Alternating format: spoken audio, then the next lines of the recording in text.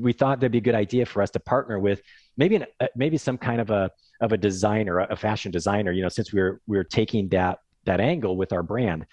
And so we were kind of running through all these names, and we're a young fledgling brand, right? So we're not going to afford the really big established names, right? So we thought, well, let's look at who are the up and comers. And so we started vetting stuff. And for a lot of our advertising at the time, we were using a stylist, and he'd been with us for a few years, and he's just amazing.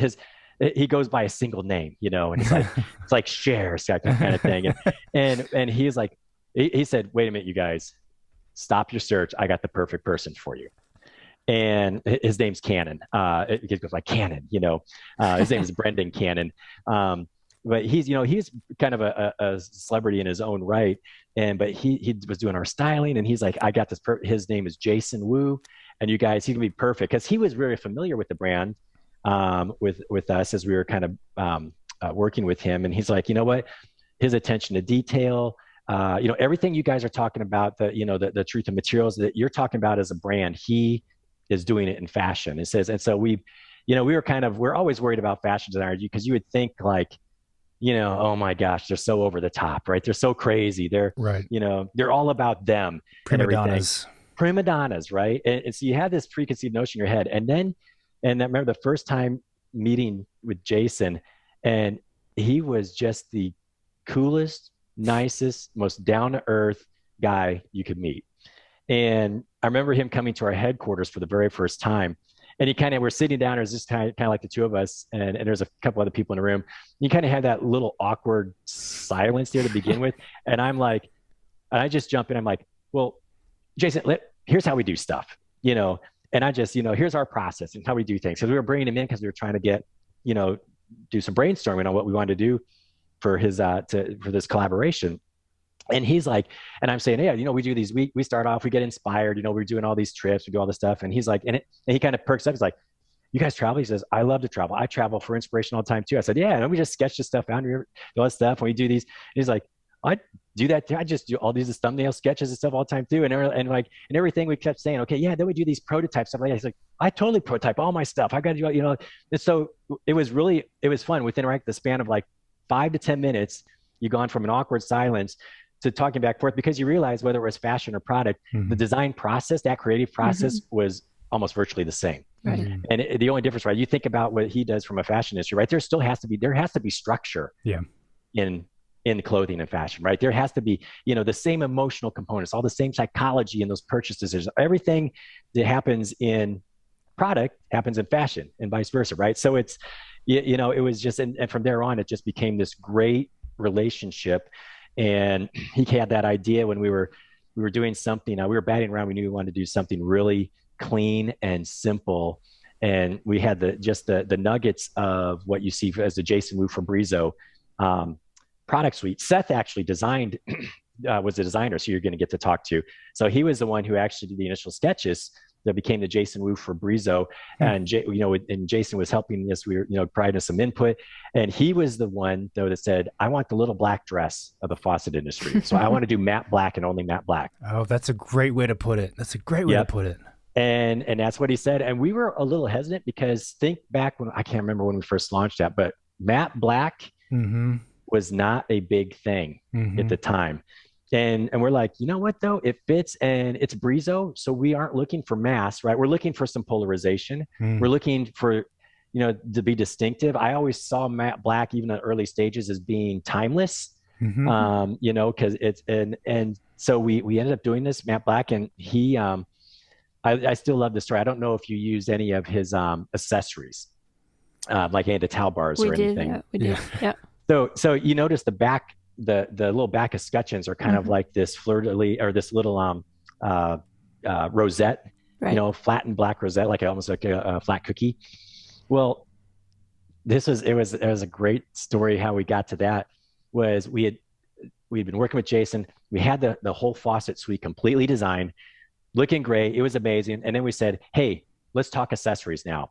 And what do you want to do on accessories? And we kind of had some ideas, and I said, give us some inspiration. What are your thoughts? And he said, okay, great. And he sent me this PowerPoint full of images, and it was all of these highly ornate and Baroque imagery. And we're on a Zoom call, and he's sending us through, and I'm looking at it, I'm like, and I'm holding up the faucet. I'm like, Jason, look, faucet, clean, modern. You know what are we supposed to do with all this Baroque imagery kind of stuff? And I'm like literally, I'm in half panic mode, thinking I've got, my mind is racing. I'm like, I don't know what the hell we're gonna do with this, and sitting at the far end of the table was amazingly talented designer named Celine Garland, who's with us. She's my studio manager now, and she was just sketching away, and then she holds up this piece of paper to the screen. She says, "What about something like this?" And what was on this piece of paper was she had, like, we'd seen a lot of the imagery. There was all these beautiful rosettes and in the lighting or on the in the doors and stuff. And she had started taking those rosettes and just doing outlines and like cookie cuttering them and doing stuff. She says, "What if you do that as like the back plate, and then you still keep the clean on the front and stuff?" And Jason's like, that's perfect. That's it. That's what we're doing. And that's how we got to it. It was just, Celine. And I was like, thank you, Celine. Afterwards, I'm like, I had no clue. I'm like, you totally saved my backside. So I was like, you're amazing. I love you. That's hilarious. Because we've been in meetings like that, and then when there's a curveball that comes from complete left field, you start to sweat. Like, wait. Or have we been misaligned this entire time? Have we been just lucky up until now? Like, what is? Well, the funny thing was, because Jason couldn't tell us why he was sending us that imagery at the time, and we found out like a couple months later, it was because his collection was all based on a book by, oh my gosh, what's his name? Robert something, I can't remember, but it was a collection of photographs on the renovation of Versailles. Oh. And so that's where all that imagery. So it was just this great juxtaposition of ruin meets art, right? And that's where Jason, and he took his inspiration from that collection of photographs for his collection. And so it tied in perfectly, because we were launching those accessories then, not soon after. They had that same tie-in. So he loved that it wasn't all the same. And probably the funniest disappointment I had was with the company was willing to do anything from an accessory standpoint. And so I'm thinking, oh my God, we're doing a powder room, right? It's Jason Wu for Brizo, powder room, it's fashion. I'm like, we'll get to design hairbrushes, we'll get to design something like cool tools, makeup things, or whatever. And he comes back and he's like, Jason, what do you want? And he goes, I want a wastebasket. I'm like, what?